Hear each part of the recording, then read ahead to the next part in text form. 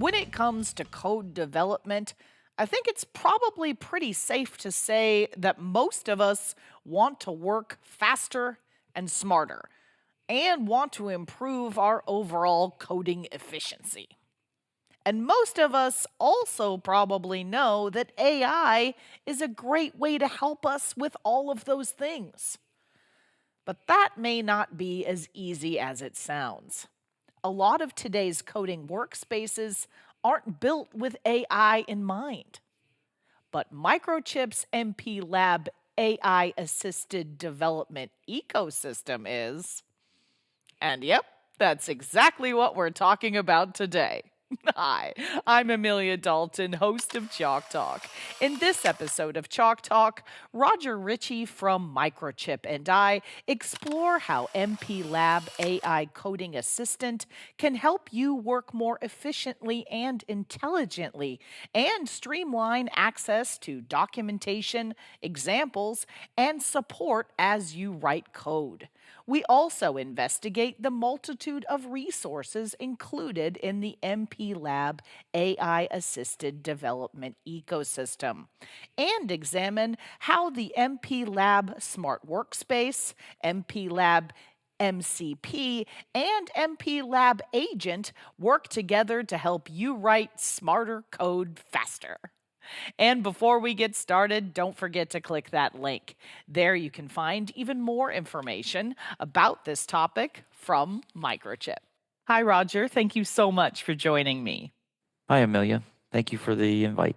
Absolutely. Okay, so we're talking about smarter coding with AI today. But first, Rodger, set the stage for us. For embedded developers, what resources do they rely on to write code? You know, Amelia, writing code can be challenging. Having to assemble all the resources you need in one place before you begin your development can be daunting. Common resources that developers use to write code are things like data sheets, where you need access to essential information about the device, such as registers or block diagrams or peripheral details are needed to develop code. Developers will refer to schematics a lot so they can tell how the devices are configured and how they're connected. Quite often, developers will have to write their code according to a compliance specification, such as MISRA, if you're doing functional safety coding. A lot of times, developers will need access to training materials or help, things like videos or support documentation that helps in their understanding of various code components. And then also, when you start to do builds and you start to do debug, sometimes you'll generate warnings or errors, and you need access to the documentation to help understand those and how to correct those. All of this goes towards helping productivity. When you look at a typical LLM, it's based on about 20% of the information on the internet. So as these LLMs go out and scrape websites and databases and things like that, 80% of the content is locked behind a firewall or a password. And so it's inaccessible to the LLM to scrape that information. So by bringing all of these contextual references together, such as data sheets and schematics and things like that, we allow developers to access this directly inside VS Code using the AI Coding Assistant. And this helps to streamline the development process. It helps write better code. And this all translates into less debugging and a quicker time to market for developers. Absolutely. Okay, so Rodger, before we go much further with MPLAB AI Coding Assistant, there is a new microchip microcontroller that can help with these kinds of designs, right? Yes, Amelia. So we have a new device called the AVR32SD. It is built on Microchip's 8-bit AVR core and specifically designed for applications that require functional safety, also referred to as FUSA.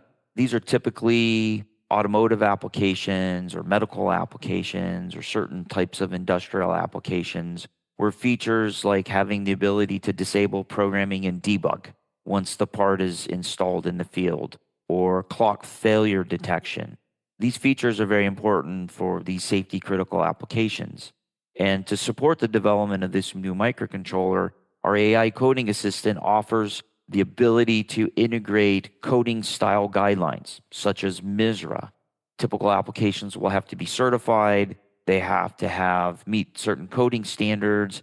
And the AI coding assistant provides the ability to integrate these rules, so to speak, into your coding and making sure that it complies to those standards. Okay, so let's talk about MPLAB AI Coding Assistant. Roger, what can my audience do with this solution? So the coding assistant is an extension into Visual Studio Code or VS Code. You can download it from the marketplace. It is based on Microchip's free chat model, which we call the Microchip GPT. It also includes a free autocomplete model, which we call Microchip Code.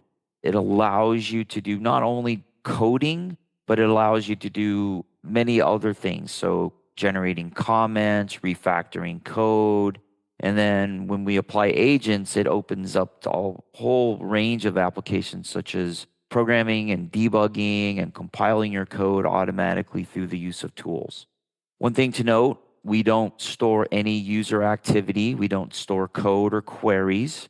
So when using the Microchip AI Coding Assistant, questions are checked for safety and appropriateness or compliance with our requirements, but all of the data is transient, so it's not retained anywhere. So we don't have or access any of your IP that might be used inside of that. Users also have the flexibility to configure this assistant with other models. So if you don't want to use Microchip's model, you can use a locally hosted model, or you could use a commercially available model such as Gemini or Claude. Again, the coding assistant is part of the extension set. We install a bunch of extensions which help clients develop code for Microchip devices. All right, so Roger, can we dig in a little deeper? Walk me through the main focus areas of MPLAB AI Coding Assistant. So we have three main focus areas within the assistant. What you're seeing right now is a typical VS Code IDE display. On the left-hand side, you see what we call the Smart Workspace. This is more than just a set of files that are in your code, like source code or header files or build scripts. To better enhance the user experience, we're building that workspace to include additional files that add context to your project. So this could be things like schematics or rules or style guides for developing code. The second focus area is the MCP or Model Context Protocol area.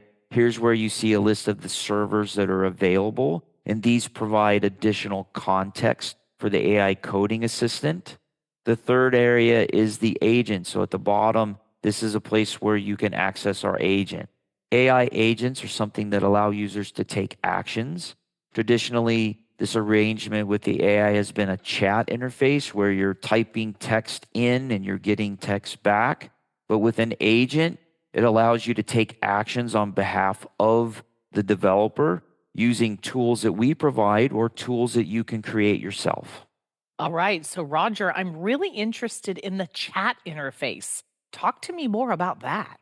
So like any chatbot, the MPLAB AI Coding Assistant has a chat interface, and this is a free interface to Microchip's chatbot, which we have been using internally to Microchip for the last 4 years. It's trained on all of Microchip information, so data sheets, our support tickets, which have help for clients, YouTube videos, all the content that we have has been trained. So once a project is loaded, the AI Coding Assistant automatically indexes all of your code, and then you can chat with your code. You can ask questions. You can ask it to generate code based on other code that's within your project. It's really easy for you to leverage all of your code into a chat interface and just talk to it with natural language. We also provide an inline editing mode. So rather than selecting code and dropping it into the chat window, you can highlight the code, and using the Control-I shortcut, you can make edits directly into the file itself. So for example, here, what we're showing is you can select the code, Control-I, add comments to the code, and then using the chat mode, it analyzes the code and inserts comments. And you can either accept the comments or reject the comments. But this is an easy way to just make editing of the code directly inside the code rather than in a chat window. The third feature that we offer is an autocomplete function. So as you write code, a dedicated AI model analyzes your input and suggests relevant code completions. And all of this is done in real time using our autocomplete model. Here, what you'll see is the text displayed as gray indicates the AI's prediction of what it thinks you're trying to write next. This is a great time saver because it provides valuable suggestions during your development process and anticipates what your coding needs are. So in addition to these three main tools, we have additional context modifiers that help developers. A context modifier is just a means to provide additional context beyond your normal chat. So in this case, what we're showing is add code base. So as we talked about before, we've already indexed all of your code in the project, and the at code base context modifier allows you to question your entire code base and enables you to search across all of your code and provide relevant answers to any questions you have. This is particularly useful when you need to query your entire code base and then receive responses. So again, to utilize this functionality, it's simply use @codebase and type your question in. And then we also have a multitude of other modifiers that allow you to change directories and do file operations. Another very useful context modifier is @terminal. So when you do an operation, there's a terminal window that gives you the results. In this example, we're building the project and an error appears in the terminal related to the code. So by using the command @terminal fix error, we can seek out information specifically about that error. The AI then analyzes the error and helps provide relevant feedback or suggestions to help the user resolve that issue. All right, so Roger, we've been using chat, but now we need to enable agents. So, how are agents different from the chat mode we discussed earlier? Yeah, chat is essentially, like I said, a text input and a text output. You ask a question, you get a response. In this current window on the bottom of the right hand, we set it to agent mode where before it was set to a chat mode. But in essence, an agent can act on your behalf. It can perform specific action using a set of tools. So for example, you can use an agent to access file system tools where you analyze the workspace and you edit files. So unlike chat mode, which is limited to the conversation, agents are governed by a set of rules that define their behavior and objectives, and the rules allow you to customize how the agent operates to achieve the goals that you've set out. So agents are highly capable of all sorts of operations and extending beyond just editing and extracting information from the workplace. It can actually do operations such as programming and debugging. They're quite powerful. So as I talked about, a tool is part of the agent. So a tool in this context is a predefined piece of code that's defined to perform a specific task or action. Each tool consists of a set of functions that have defined input parameters and defined output parameters. So it makes them very modular and they're very purpose-driven.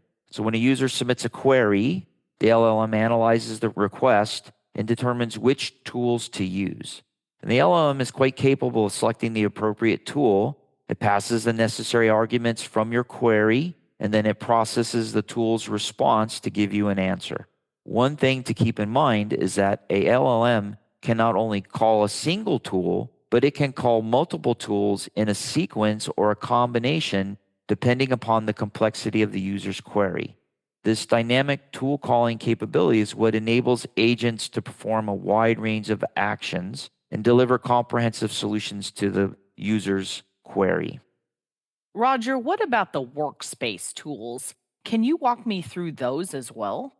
So the coding assistant comes with several pre-configured built-in tools. Most of these are file operation based, so creating a file, editing a file. The default tools enable the agent to perform essential operations, so reading, editing, creating, searching files within your workspace. In addition to the file management tools, you can use the terminal commands that we talked about before. So rather than specifically typing @terminal, you can say build my project and analyze the results and suggest fixes. So this could be building projects, programming the files directly from the chat window. So collectively, these workspace tools provide foundational capabilities that the agent can use to interact with the files in your project. All right, so what about agent rules? How do we deal with that? So an agent's behavior is defined on a set of rules or instructions. And these rules allow you to set specific goals for the agent. It allows you to outline constraints for the agent to operate on. And it specifies the actions the agent should perform. So each agent is created for a very particular purpose. Build this project, program the target. For example, the MPLAB agent's primarily designed to interact with the user's project or workspace, but agents can be configured for other tasks, depending upon what their function are. We provide some that are built in, but a user could also build their own set of rules that are tied to agents. So the rules determine the agent's objectives and limitations. The rules can be provided globally to all queries, or it can be project specific or even file specific within the project itself. So when you load a new project, you can define a unique set of rules for the agent to follow, and it ensures that the behavior aligns with what your project needs are. So, Roger, can you explain the agent workflow a bit? Yeah, so since the agent's designed as a workspace agent, its main focus is to automate typical code, build, program cycle, and embedded development. The workflow begins with the user submitting a query, such as requesting help with writing code. The agent first analyzes the workspace to gather all of the relevant context. So this was the smart workspace pane that we talked about previously. It checks for existing functions or files that might be needed for the particular task it's been assigned. And then it reads all this information in as we move through the next steps. So based on the user's request, the agent takes the appropriate action. Like I said, this could involve writing new code. It could involve creating a file or even modifying existing code. After performing that action, the agent verifies the results. And this might prompt the user for acceptance, or maybe more corrections are needed based on the feedback from the user. And once all these changes are confirmed, the agent automatically builds the project. If any errors are detected during the build process, the agent iterates through the workspace to identify and resolve any issues that came up and rebuilds as needed. When the build is successful, the agent programs a target device with the updated code. And depending upon the context of the user's query, the agent may also suggest further actions or steps. Overall, this workflow is designed to streamline and automate the development process. It reduces the manual effort of going through these steps by the user, and it improves the efficiency of coding and building and programming of tasks. So, Roger, can you also walk me through how agents function? So, to illustrate how an agent functions, let's look at a simple use case. What you see here is a prompt to create a new file within the source folder of the workspace that we have open. So the agent responds by using one of its built-in tools to create the file as requested. Additionally, when the agent creates the new file, it automatically includes a header and template content using existing files as a reference. So this ensures consistency in the coding style across all of your files. All of this behavior is defined in the agent's rules, which instructs it to maintain the same coding standards and structure when adding new files to the existing workspace. All right, so Roger, it seems like this solution makes a traditional workspace much more AI friendly. Yes, it transforms a typical workspace into a smart workspace. One key area of focus is compliance with industry standards such as MISRA rules. These are commonly followed in embedded development for functional safety applications. So here we're integrating those compliance specs directly into the agent's rule set. This ensures that as the agent generates or modifies code, it adheres to those required coding standards, such as MISRA, or any other project-specific rules. By embedding these requirements in the smart workspace, we can help maintain code quality and consistency throughout the development process, even if there's multiple developers, because they can use the same set of rules in the workspace. Another area of enhancement involves incorporating schematics into the workspace. Schematics are referenced throughout the entire software development process.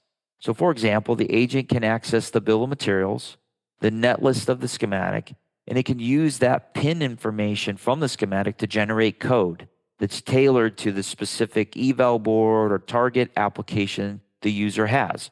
Our goal is to make this information more accessible within the workspace, enabling the agent to write code that is better aligned to the user's hardware setup.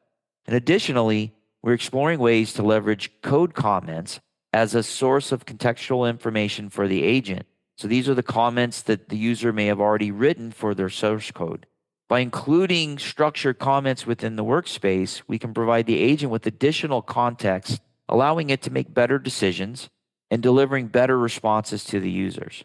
Overall, these initiatives are aimed at evolving the traditional workspace into a more intelligent AI-enabled environment that supports compliance, it leverages hardware context, and utilizes embedded documentation to improve the developer's experience. Roger, standards compliance is also an important aspect to talk about here as well, right? So, how does this solution help me here? In embedded development, it's essential to adhere to established standards, such as MISRA compliance, which are part of functional safety standards that are used with the AVR-SD product family. We ensure that our agents are programmed to follow these standards, such as MISRA, during both code generation and code modification.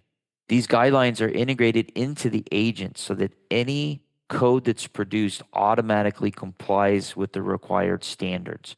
You can do this by asking the agent to generate code and it uses a standard, but you could also highlight your code and then ask the agent to review it in light of the standard itself. So it applies equally well as whether you want to leverage the AI's coding generation capabilities or you want to do it yourself.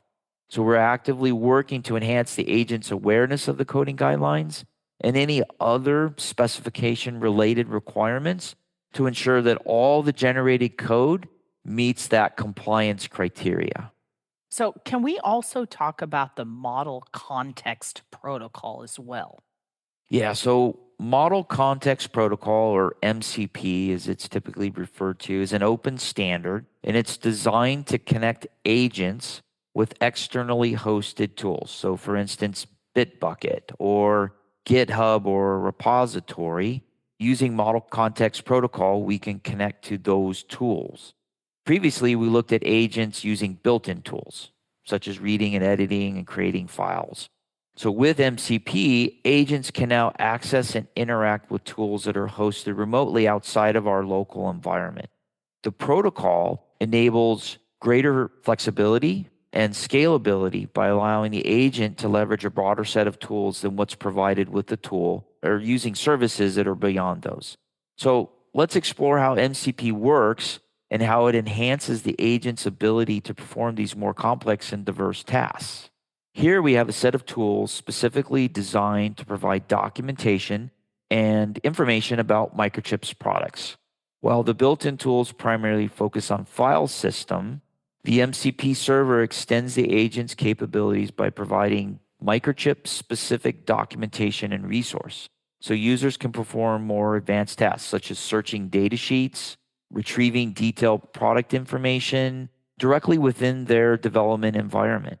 And the easiest way to explain this is by taking a quick look at how some of these tools work through the MCP server. This example shows how to search the datasheet using the Search Datasheet tool. It's designed to streamline access to device-specific documentation as you work on your project. Typically, developers need to reference datasheets to understand register information, bit names, block diagrams, or other technical details. This tool allows you to submit a natural language query directly to the datasheet, and it returns relevant information that's extracted from the document. So, for example, we're asking questions about the A to D converter block diagram and the registers that it has. So the tool retrieves and presents the corresponding sections from the datasheet. This is achieved by indexing the datasheet in a vector database. And we use a method called retrieval augmented generation, or RAG, to extract these details and deliver the information in response to a query. As a result, you can access critical data sheet content directly from the workspace, improving efficiency and reducing the need to manually search through the documentation yourself. So leave it up to the AI to go see a block diagram or to go see a bit or register definition within the datasheet. We've also extended this documentation capability to include evaluation boards. So when users are working with one of our evaluation boards, they often need information about the schematic or the diagrams or specific configuration with the board. By leveraging the user guide, the agent can process these queries related to the eval board and retrieve only the most relevant information from these guides. So for example, if we ask the user's guide about the layout diagram, the agent uses the user guide tool to search through the documentation and present just the pertinent sections of the user's guide to the user. And this targeted approach ensures that users receive concise, very specific information without having to manually search through the user guide itself. Rodger, can we also take a look at sample projects using this tool as well? Absolutely. So Microchip hosts a variety of example projects and related resources on a tool we call Discover. You can access that at discover.microchip.com. This serves as a central hub for aggregating all of our content in one place. You can access example projects showing how to configure a peripheral, how to use a USB stack. With this example project tool, we can ask questions such as, what example projects are available for the device that I'm using? So the tool queries Discover, and then it retrieves all of the relevant example projects and presents them back to the user.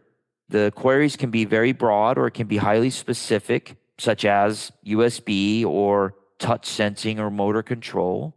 The tool intelligently interprets the user's request and then provides a curated list of these example projects. And then these projects can be easily downloaded into VS Code. So this really streamlines the development process and it makes it easier for users to get started with their chosen device or with their chosen application area. Okay, so Rodger, I know that Microchip has the Microchip Developer Hub YouTube channel as well. Does this solution also connect to the channel? For developer help videos, we've integrated content from our developer help YouTube channel. We host a wide range of instructional and support videos on there. And what we've done is we've vectorized the transcript from these videos and allow you to ask questions. So using the Get Videos MCP tool, users can search the relevant videos directly from your workspace. The tool returns not only a link to the video, but actually the link is the timestamp relative to the question that you asked. So you don't have to listen to the entire video. It takes you right to the information that you need. So, Rodger, how do we take all of that information and use other coding tools? So Microchip realizes that our AI Coding Assistant may not be the tool of choice by users. So by using this model context protocol on the server that we have, we can open up all of these references, such as the videos and the example projects, to other popular coding assistants, such as Cursor or GitHub Copilot. So this means that if a user prefers to work in those coding assistants, they can still access all the same Microchip documentation tools and resources. So since the integration is based on the MCP protocol, it provides a consistent and flexible experience for the users in their preferred environment. Fantastic. All right, Rodger. So, what would you like my audience to take away from today's Chalk Talk? So the goal of our coding assistants go beyond simple providing code syntax or basic code suggestions, right? Our vision is to deliver relevant contextual information that developers need throughout the entire workflow, integrating resources and insights directly into their coding experience. This approach is designed to help users work more efficiently and more intelligently, streamlining access to documentation and examples and support them in general as they write code. This is just the beginning of integration of AI into development tools. The influence of AI in the space is really still at, I would consider, embryonic at this point in time. We're committed to continuously enhancing our coding assistant with each release, and our focus remains on exploring new ways that AI can support day-to-day engineering tasks and software development and really drive greater productivity for these developers. Fantastic. All right. Well, Roger, I think that's all I have time for today. Thank you so much for joining me. Thanks, Amelia. And before we go, you didn't forget to click that link, did you? There you can find even more information about this topic from Microchip. For Chalk Talks, I'm Amelia Dalton from eejournal.com.